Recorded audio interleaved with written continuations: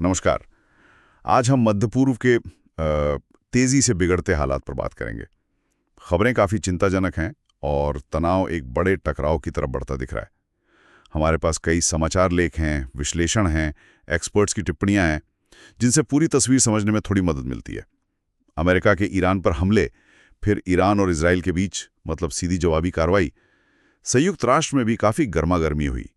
और सबसे बड़ी चिंता शायद वो हॉर्मुज़ स्ट्रेट, जहां से तेल सप्लाई रुकने का खतरा है। तो ये सब आपस में कैसे जुड़ा है? आज की इस खास चर्चा में हम इन्हीं सब अहम पहलुओं और इनके नतीजों को समझने की कोशिश करेंगे। चलिए देखते हैं कि मामला आखिर है क्या। तो शुरुआत करते हैं उस घटना से जिसने शायद आग में घी का काम किया, अमेरिका का ऑपरेशन मिडनाइट हैमर।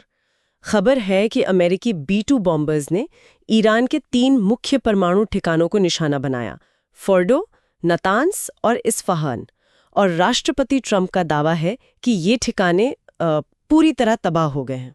जी, दावा तो यही किया गया है।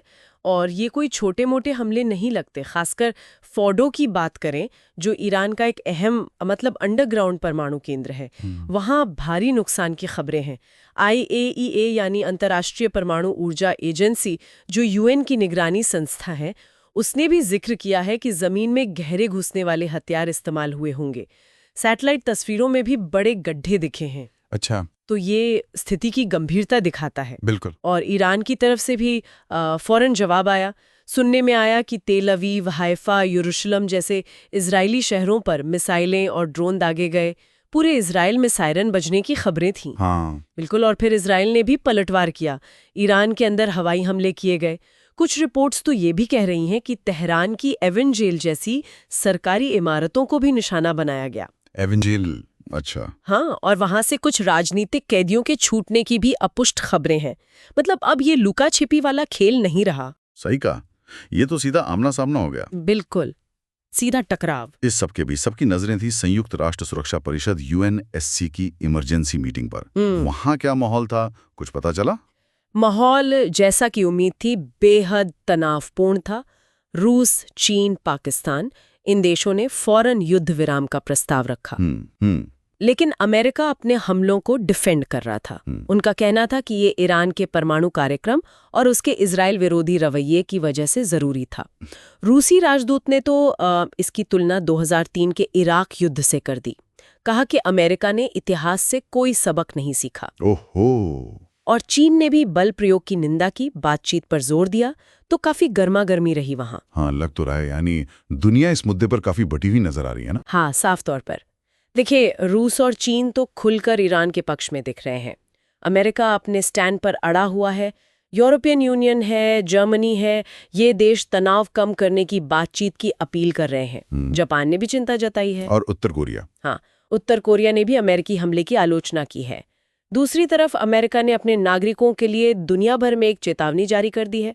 और ट्रंप के वो बयान मीगा, मेक ईरान ग्रेट अगेन, वो शायद ईरान में सत्ता परिवर्तन की तरफ भी इशारा कर रहे हों। कहना मुश्किल है अभी। अच्छा, अगर सैन्य ताकत के लिहाज से देखें तो ये संघर्ष कहाँ खड़ा है? मतलब ईरान बनाम इजरायल या ईरान बनाम अमेरिका? और क्या कोई बाहरी मदद भी इसमें भूमिका निभा रही है? देखिए, अगर सिर्फ सैनिकों की संख्या देखें तो ईरान की सेना करीब 5.75 लाख, इजरायल करीब 1.73 लाख से बड़ी है। लेकिन जब बात टेक्नोलॉजी की आती है या रक्षा बजट की, तो ईरान इजरायल और खासकर अमेरिका से काफी पीछे है।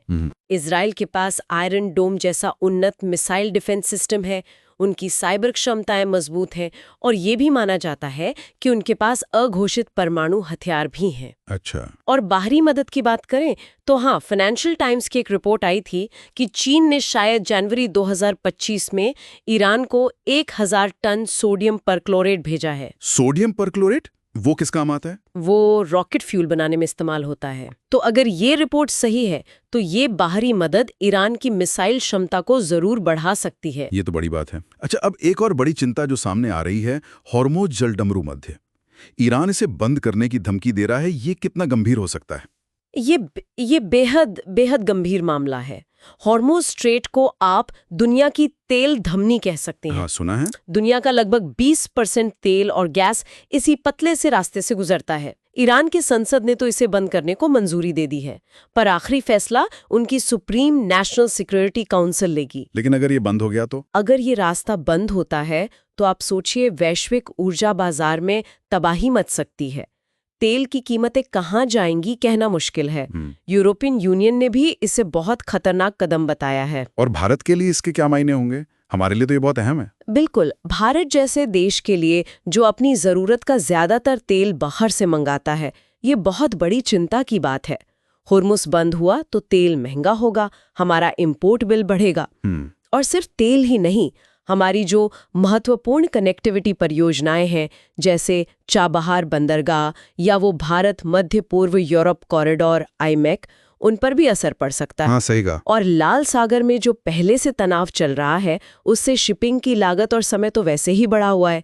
ये एक और मुश्किल खड़ी कर देगा। तो भारत सरकार क्या कर रही है? सरकार का कहना है कि वो स्थिति पर नजर रखे हुए हैं। उनके मुताबिक हमारे पास तेल के पर्याप्त भंडार हैं और हमने सप्लाई के दूसरे सोर्स भी तैयार किए हैं, मतलब डाइवर्सिफाई किया है। प्रधानमंत्री जी ने ईरानी राष्ट्रपति से भी बात की है, तनाव कम करने पर जोर दिया है। चलिए, ये कुछ राहत की बात है। तो कुल मिलाकर स्थिति तो काफी नाजुक लग रही है। एक क्षेत्रीय टकराव अब ऐसा लग रहा है जैसे वैश्विक संकट बनता जा रहा है जी, जिसके सैन्य, आर्थिक, भू राजनीतिक असर दूर तक जा सकते हैं। बिल्कुल। हमने देखा कि कैसे अमेरिका के हमलों से बात शुरू हुई, फिर ईरान इजराइल का सीधा टकराव हुआ, दुनिया के बड़े देश अलग अलग खेमों में बंट गए और अब ये हॉर्मुज का खतरा सामने आ गया है। ये सब मिलकर स्थिति को बहुत ज्यादा जटिल बना रहे हैं। आज के इस पूरी बातचीत के बाद एक सवाल जरूर मन में आता है।